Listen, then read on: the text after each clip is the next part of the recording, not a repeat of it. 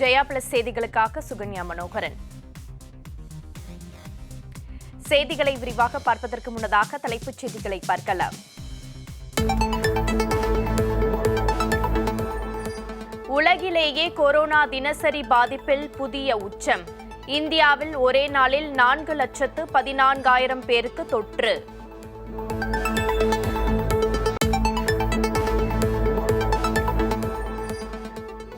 கொரோனாவால் நாட்டின் பொருளாதாரம் கடுமையாக பாதிக்கப்பட்டுள்ள போதிலும் ஜிஎஸ்டி கவுன்சில் கூட்டத்தை நடத்தாதது ஏன்?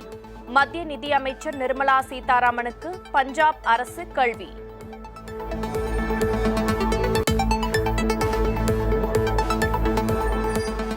இடையூறுகளை ஏற்படுத்தாமல் நிம்மதியாக பணி செய்ய விடுங்கள். மேற்கு வங்க தேர்தல் கலவரத்தை சுட்டிக்காட்டி மத்திய அரசுக்கு முதல்வர் மமதா பானர்ஜி கோரிக்கை.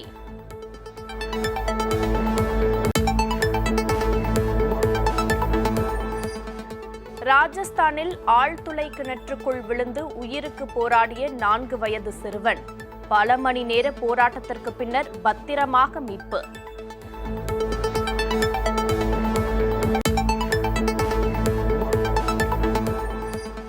தமிழகத்தின் புதிய முதலமைச்சராக பொறுப்பேற்றார் மு.க. ஸ்டாலின். பதவியேற்பு விழாவில் பல்வேறு கட்சிகளின் தலைவர்கள் பங்கேற்பு.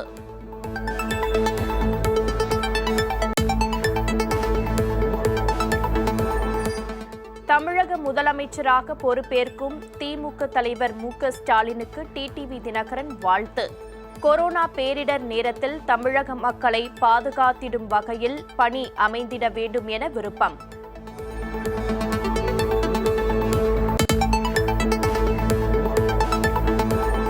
சனி ஞாயிறு தடையால் சென்னை காசிமேடு மீன்பிடி சந்தையில் இன்று அதிகாலை முதலே குவிந்த மீன் பிரியர்கள்.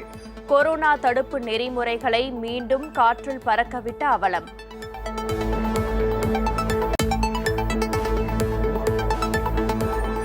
கோடை வெப்பம் காரணமாக படிப்படியாக குறையும் சிறுவாணி அணையின் நீர்மட்டம். கோவை மாநகருக்கு குடிநீர் தட்டுப்பாடு ஆபத்து.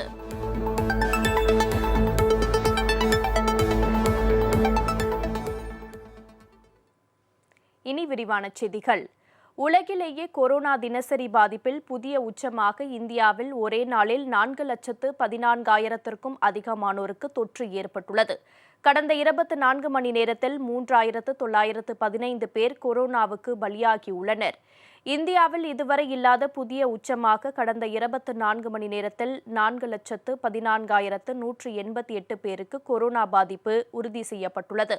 இதனைத் தொடர்ந்து நாடு முழுவதும் கொரோனாவால் பாதிக்கப்பட்டோர் எண்ணிக்கை 2,14,91,598 ஆக உயர்ந்துள்ளது. உயிரிழப்பை பொறுத்தவரை கடந்த 24 மணி நேரத்தில் 3,915 பேர் மரணமடைந்து உள்ளதாகவும் மொத்த பலி எண்ணிக்கை 2,34,083 அதிகரித்துள்ளதாகவும் மத்திய சுகாதாரத்துறை அமைச்சகம் கூறியுள்ளது. 36,45,164 பேர் மருத்துவமனைகளில் கொரோனாவுக்கு சிகிச்சை பெற்று வருவதாகவும் தெரிவிக்கப்பட்டுள்ளது.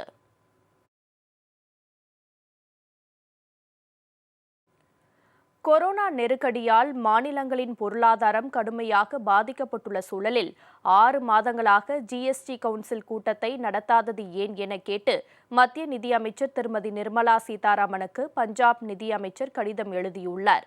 மத்திய பாஜக அரசு கொண்டு வந்த சரக்கு மற்றும் சேவை வரி எனப்படும் ஜிஎஸ்டிக்குள் விற்பனை, பரிமாற்றம், கொள்முதல், பண்டமாற்று, குத்தகை, இறக்குமதி போன்ற அனைத்தும் கொண்டுவரப்பட்டது. மத்திய மற்றும் மாநில அரசுகளால் ஜிஎஸ்டி நிர்வகிக்கப்படுகிறது.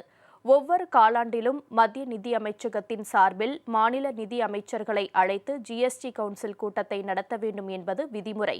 ஆனால் கடந்த 6 மாதங்களாக ஜிஎஸ்டி கவுன்சில் கூட்டத்தை மத்திய அரசு கூட்டவில்லை என்ற குற்றச்சாட்டு எழுந்துள்ளது.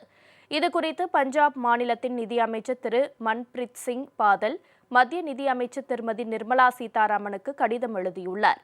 கொரோனா நெருக்கடியால் மாநிலங்களின் பொருளாதாரம் கடுமையாக பாதிக்கப்பட்டுள்ளதாகவும் இந்த சூழலில் 6 மாதங்களாக ஜிஎஸ்டி கவுன்சில் கூட்டத்தை நடத்தாதது ஏன் என்றும் கடிதத்தில் கேள்வி எழுப்பியுள்ளார். மத்திய அரசின் இந்த நடவடிக்கையால் மாநிலங்கள் ஏமாற்றப்பட்டதாக உணர்வதாகவும், சிக்கலான இந்த நேரத்தில் மாநிலங்களுடன் எந்த ஒரு ஆக்கப்பூர்வமான ஆலோசனையையும் மத்திய அரசு நடத்தவில்லை என்றும் தெரிவித்துள்ளார். கூட்டாட்சி தத்துவத்தை மத்திய அரசு கைப்பற்றியுள்ளதா என்றும் கேள்வி எழுப்பியுள்ளார்.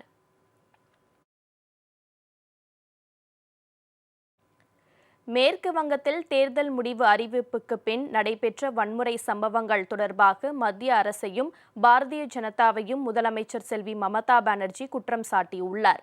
தன்னை பணி செய்ய விடுமாறு மத்திய அரசுக்கு மமதா கோரிக்கை விடுத்துள்ளார். மேற்கு வங்க சட்டப்பேரவை தேர்தல் முடிவுகள் கடந்த 2ஆம் தேதி வெளியாகின. ஆளும் திரிணாமுல் காங்கிரஸ் 213 இடங்களை கைப்பற்றி மாபெரும் வெற்றி பெற்று ஆட்சியை தக்க வைத்தது. இதனைத் தொடர்ந்து அன்றைய தினம் மாநிலத்தின் சில பகுதிகளில் பாஜக, திரிணாமுல் காங்கிரஸ் இடையே வன்முறை ஏற்பட்டது. இதில் 16 பேர் உயிரிழந்தனர். இந்த வன்முறை குறித்து ஆய்வு செய்ய மத்திய அரசு உண்மை கண்டறியும் குழுவை மேற்கு வங்கத்திற்கு அனுப்பி வைத்துள்ளது. இந்த நிலையில் கொல்கத்தாவில் செய்தியாளர்களை சந்தித்த செல்வி மமதா பானர்ஜி, தான் முதலமைச்சராக பதவியேற்ற 24 மணி நேரத்திற்குள் மத்திய உள்துறை அமைச்சகத்திலிருந்து மாநிலத்தின் சட்டம் ஒழுங்கு தொடர்பாக கடிதம் வந்ததாக தெரிவித்தார். அத்துடன் 4 உறுப்பினர்களை கொண்ட மத்திய குழுவும் மாநிலத்தில் ஆய்வை தொடங்கியிருப்பதாக கூறினார். இவையெல்லாம் எதற்கு என்று கேள்வி எழுப்பிய செல்வி மமதா, மேற்கு வங்க சட்டப்பேரவை தேர்தலில் மக்களின் தீர்ப்பை பாஜக ஏற்றுக்கொள்ள வேண்டும் என்றும், தன்னை பணியாற்ற அனுமதிக்க வேண்டும் என்றும் வலியுறுத்தினார்.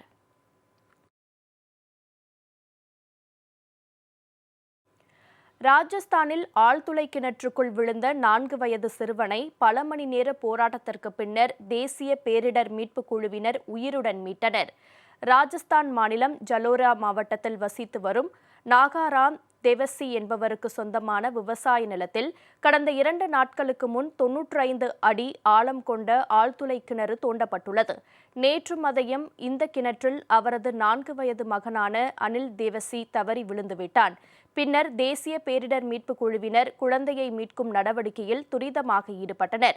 பல மணி நேர போராட்டத்திற்கு பின்னர் அந்த சிறுவனை மீட்புக் குழுவினர் இன்று உயிருடன் மீட்டு மருத்துவமனைக்கு அனுப்பி வைத்தனர். இதனால் சிறுவனின் பெற்றோர் மற்றும் அப்பகுதி மக்கள் மகிழ்ச்சி அடைந்தனர்.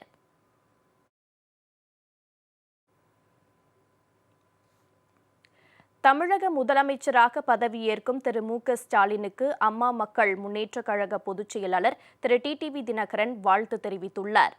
அமமுக பொதுச் செயலாளர் திரு டிடிவி தினகரன் இன்று வெளியிட்டுள்ள டுவிட்டர் பதிவில், தமிழக முதலமைச்சராக பதவியேற்கும் திரு மு.க. ஸ்டாலினுக்கு இனிய வாழ்த்துக்கள் என குறிப்பிட்டுள்ளார். தங்களின் பதவியேற்பு விழாவிற்கு அழைத்தமைக்கு திரு டிடிவி தினகரன் நன்றி தெரிவித்துள்ளார். கொரோனா பேரிடர் நேரத்தில் பொறுப்பேற்கும் தங்களின் பணி தமிழ்நாட்டு மக்களை பாதுகாத்திடும் வகையில் அமைந்திட வாழ்த்துவதாக திரு டிடிவி தினகரன் குறிப்பிட்டுள்ளார்.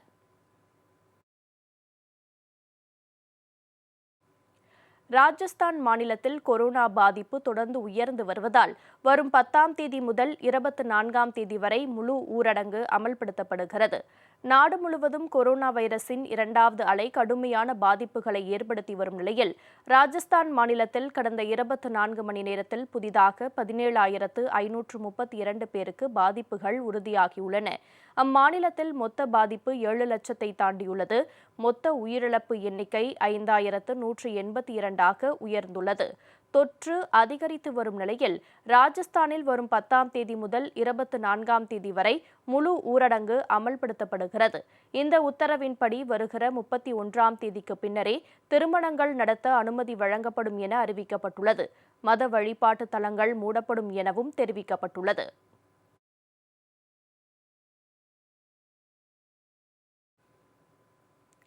மும்பையில் கொரோனா 2ஆம் அலையில் தொற்றுக்கு ஆளாகி பல சிறார்கள் உயிரிழந்து விட்டதாக அதிர்ச்சி தகவல் வெளியாகியுள்ளது. இந்தியாவில் கொரோனா பாதிப்பில் மகாராஷ்டிரா முதலிடத்தில் உள்ள நிலையில் அம்மாநில தலைநகர் மும்பையில் ஏராளமான சிறார்கள் தொற்றுக்கு ஆளாகியுள்ளனர். மேலும் அவர்களில் பலர் உயிரிழந்ததாக தகவல் வெளியாகியுள்ளது. மும்பை சென்ட்ரலில் உள்ள BYL நாயர் மருத்துவமனையில் கடந்த 30ஆம் தேதி வரை கொரோனா சிகிச்சைக்கு அனுமதிக்கப்பட்ட 43 சிறார்களில் 4 பேர் பலியானதாகவும் இவர்களில் 3 பேர் கைக்குழந்தைகள் எனவும் தெரியவந்துள்ளது. இதேபோன்று மும்பை பாரல் வாடியா மருத்துவமனையில் இதே காலகட்டத்தில் 5 சிறார் மரணங்கள் நிகழ்ந்துள்ளன. மும்பையின் SRCC குழந்தைகள் மருத்துவமனையிலும் 3 சிறார் மரணங்கள் நிகழ்ந்துள்ளதாகவும் கூறப்படுகிறது. மும்பையில் இதுவரை 10 வயதுக்கும் குறைவான 11,080 சிறார்களுக்கு கொரோனா தொற்று ஏற்பட்டுள்ளதாக மாநகராட்சி நிர்வாகம் தெரிவித்துள்ளது.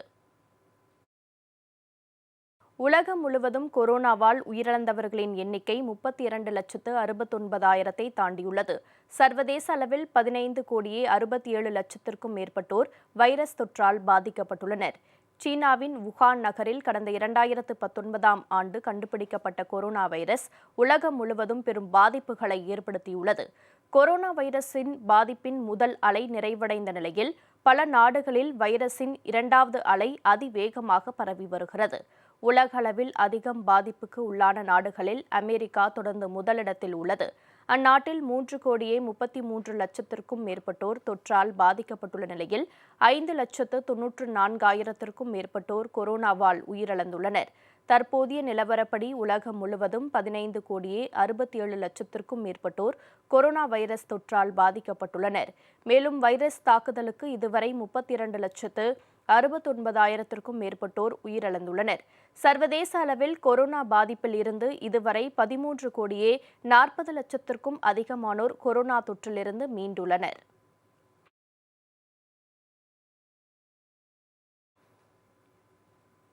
கொரோனா வைரசுக்கு எதிரான மிக கடுமையான யுத்தத்தில் இந்தியாவுக்கு உதவிக்கரம் நீட்டியுள்ள அமெரிக்கா பெருமளவிலான ரெம்டெசிவிர் மருந்துகள், அதிவேக வைரஸ் பரிசோதனை சாதனங்கள், ஆக்ஸிஜன் சிலிண்டர்கள் உள்ளிட்ட 10 கோடி அமெரிக்க டாலர் மதிப்புள்ள அவசர மருத்துவ உதவியை வழங்கியுள்ளதாக தகவல் வெளியாகியுள்ளது. இந்தியாவை நிலைகுலைய வைத்துள்ள கொரோனா வைரஸ் கட்டுக்கடங்காத வேகத்தில் பரவி வரும் நிலையில் கடந்த 6 நாட்களில் 6 விமானங்கள் மூலம் வைரஸ் தடுப்பு மருந்துகளும் ஆக்ஸிஜன் சிலிண்டர்களும் அனுப்பப்பட்டுள்ளதாக சர்வதேச முன்னேற்றத்திற்கான அமெரிக்க அமைப்பு USAID தெரிவித்துள்ளது. 1,25,000 குப்பிகள் ரெம்டெசிவிர் மருந்து, 1,500 ஆக்ஸிஜன் சிலிண்டர்கள், காற்றிலிருந்து ஆக்ஸிஜனை கிரகிப்பதற்கான 550 நகரும் ஆக்ஸிஜன் கான்சென்ட்ரேட்டர்கள், ஒரே சமயத்தில் 20க்கும் மேற்பட்ட நோயாளிகளுக்கு ஆக்ஸிஜன் வழங்குவதற்கான மருத்துவ சாதனங்கள், 25 லட்சம் N95 முகக்கவசங்கள் உள்ளிட்ட 10 கோடி அமெரிக்க டாலர் மதிப்புள்ள அவசர மருத்துவ உதவிகள் இந்தியாவுக்கு வழங்கப்பட்டுள்ளதாக USAID தெரிவித்துள்ளது. 150 இடங்களில் தனது சொந்த ஆக்ஸிஜன் உற்பத்தி கூடங்களை இந்தியா அமைப்பதற்கு அமெரிக்கா உதவி வருவதாகவும் தெரிவிக்கப்பட்டுள்ளது. அமெரிக்க செனட் சபை மற்றும் பிரதிநிதிகள் சபையில் இடம்பெற்றுள்ள இந்திய வம்சாவளியைச் சேர்ந்த உறுப்பினர்கள் மேற்கொண்டுள்ள இடையூறாத முயற்சியை அடுத்து மிகவும் இக்கட்டான தருணத்தில் அமெரிக்கா உதவி கிடைத்துள்ளது குறிப்பிடத்தக்கது.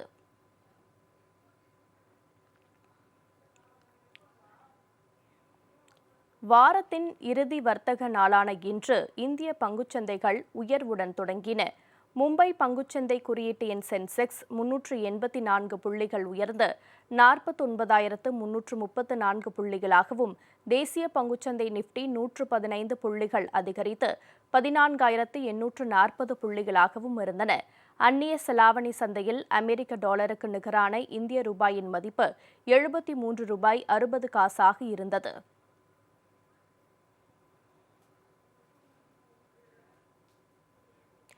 தங்கத்தின் விலையில் இன்று மாற்றமில்லை. ஒரு சவரன் 35,600 ரூபாய்க்கு விற்பனை செய்யப்படுகிறது. சென்னையில் 22 கேரட் ஆபரண தங்கம் 1 கிராம் 4,450 ரூபாய்க்கும், ஒரு சவரன் 35,600 ரூபாய்க்கும் விற்பனை செய்யப்படுகிறது. 24 கேரட் தங்கம் 8 கிராம் 38,472 ரூபாய்க்கு விற்பனையாகிறது. வெள்ளி 1 கிராம் 74 ரூபாய் 20 காசுக்கும், 1 கிலோ 74,200 ரூபாய்க்கும் விற்பனை செய்யப்படுகிறது.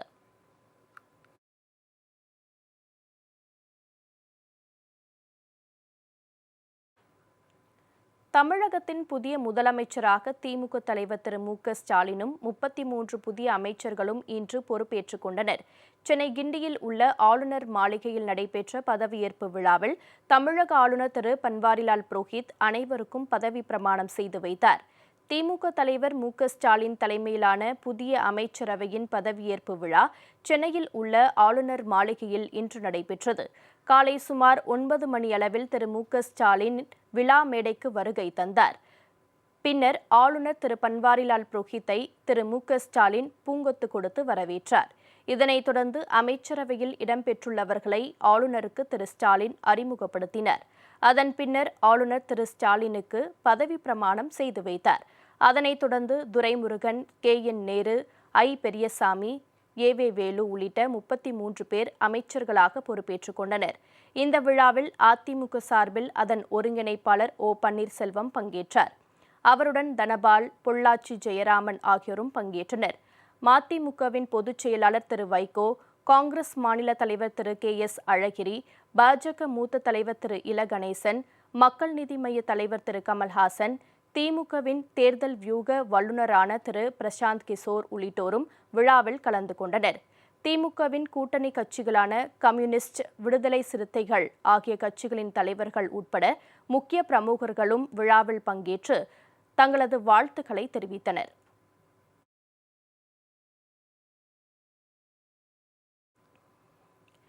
சனி மற்றும் ஞாயிற்றுக்கிழமைகளில் இறைச்சி விற்பனைக்கு தடை விதிக்கப்பட்டுள்ளதால் சென்னை காசிமேடு மீன்பிடி துறைமுகத்தில் மீன் வாங்க மீண்டும் இன்று அதிகாலை முதலே ஏராளமானோர் குவிந்தனர். முகக்கவசம் அணியாமல், சமூக இடைவெளியை கடைபிடிக்காமல் ஏராளமானோர் திரண்டதால் கொரோனா தொற்று பரவும் அபாயம் ஏற்பட்டுள்ளது. தமிழகத்தில் கொரோனா பரவலை கட்டுப்படுத்த பல்வேறு புதிய கட்டுப்பாடுகள் அமலில் உள்ளன. அத்தியாவசிய பொருட்கள் விற்பனை செய்யப்படும் மளிகை கடைகள் உட்பட அனைத்து கடைகளும் நண்பகல் 12 மணி வரை மட்டுமே செயல்பட அனுமதி வழங்கப்பட்டுள்ளது. மேலும் சனி மற்றும் ஞாயிற்றுக்கிழமைகளில் இறைச்சி கடைகள் செயல்பட தடை விதிக்கப்பட்டுள்ளது. இதனால் வெள்ளிக்கிழமையான இன்று சென்னை காசிமேடு மீன்பிடி துறைமுகத்தில் மீன் வாங்க அதிகாலை முதலே ஏராளமானோர் குவிந்தனர். காசிமேடு மீன்பிடி துறைமுகத்தில் இருவேறு இடங்களில் போலீசார் தடுப்பு வேலிகள் அமைத்து இருசக்கர வாகனங்கள் மற்றும் ஆட்டோக்களை அனுமதிக்காமல் கண்காணிப்பில் ஈடுபடுத்தினர். எனினும் மீன் வாங்க வந்திருந்தவர்களில் பெரும்பாலானோர் முகக்கவசம் அணியாமலும், சமூக இடைவெளியை கடைபிடிக்காமலும் கூட்டமாக நின்று மீன்களை வாங்கி சென்றனர். மீன்வளத்துறை அதிகாரிகள் ஒலிபெருக்கி மூலம் அறிவுறுத்தியும் யாரும் அதனை கண்டுகொள்ளவில்லை. இதனால் கொரோனா தொற்று மேலும் பரவ வாய்ப்புள்ளதால் மீன் விற்பனைக்கு தனியாக இடம் ஒதுக்கி கூட்டத்தை குறைக்க மீன்வளத்துறை அதிகாரிகள் நடவடிக்கை எடுக்க வேண்டும் என கோரிக்கை எழுந்துள்ளது.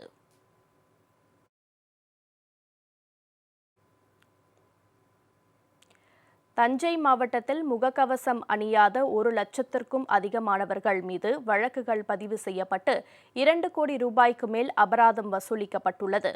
கொரோனா நோய் தொற்று 2வது அலை வேகமாக பரவி வரும் நிலையில் அதனை கட்டுப்படுத்துவதற்காக முகக்கவசம் அணிய வேண்டும், சமூக இடைவெளியை கடைபிடிக்க வேண்டும் என்றும் இதனை மீறுபவர்கள் மீது நடவடிக்கை எடுக்கப்படும் என்றும் அரசும் எச்சரித்தும் அதனை மீறி நடப்பவர்களுக்கு அபராதம் விதிக்கப்படுகிறது.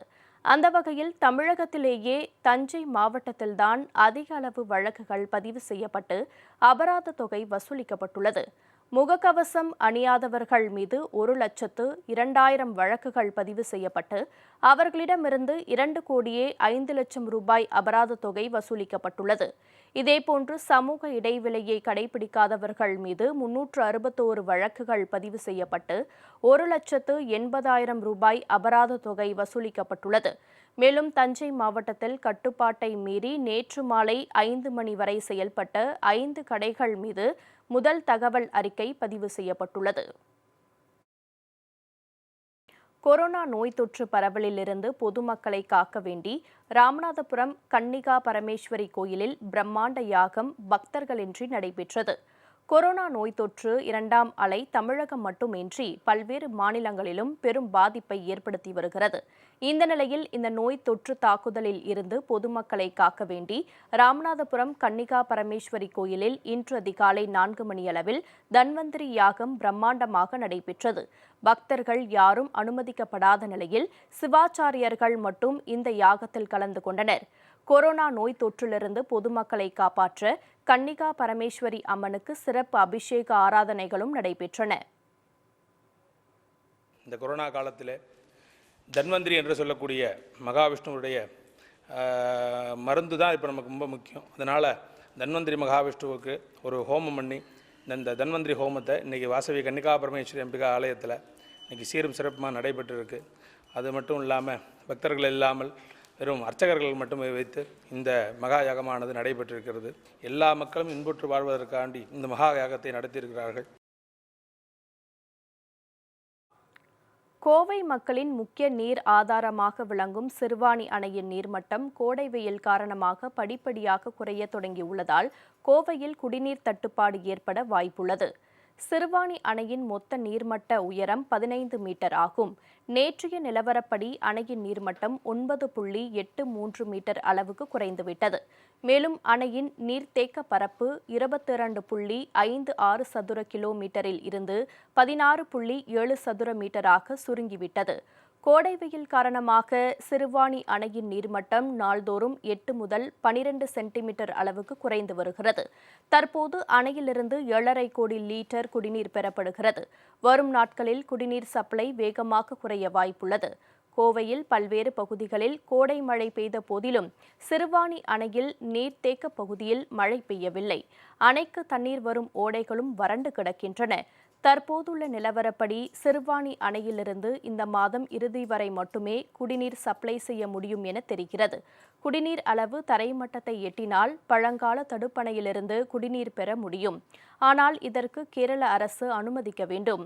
தென்மேற்கு பருவமழை இந்த மாதம் இறுதியில் தொடங்கும் என எதிர்பார்க்கப்படுகிறது. உரிய நேரத்தில் பருவமழை தொடங்காவிட்டால் கோவையில் குடிநீர் தட்டுப்பாடு ஏற்பட வாய்ப்புள்ளது.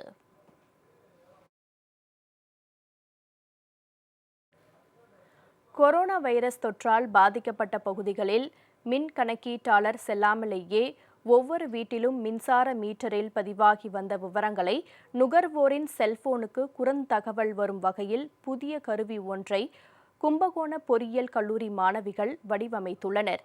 கொரோனா வைரஸ் பரவல் காரணமாக சில பகுதிகளில் மின்சார பயனீட்டு அளவு கணக்கீடு முடியாமல் கடந்த மாதங்களில் செலுத்தப்பட்ட அதே கட்டணத்தை மின் வாரியத்துக்கு செலுத்த வேண்டிய சூழல் உள்ளது.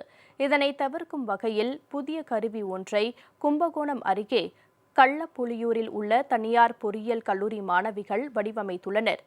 கணினியுடன் இணைக்கும் வகையில் வடிவமைக்கப்பட்டுள்ள இந்த கருவியின் மூலம் ஒவ்வொரு வீட்டிலும் எவ்வளவு யூனிட் மின்சாரம் பயன்படுத்தப்பட்டுள்ளது, எவ்வளவு கட்டணம் செலுத்த வேண்டும் போன்ற விவரங்கள் நுகர்வோர் கைபேசிக்கு குறுந்தகவலாக வரும்.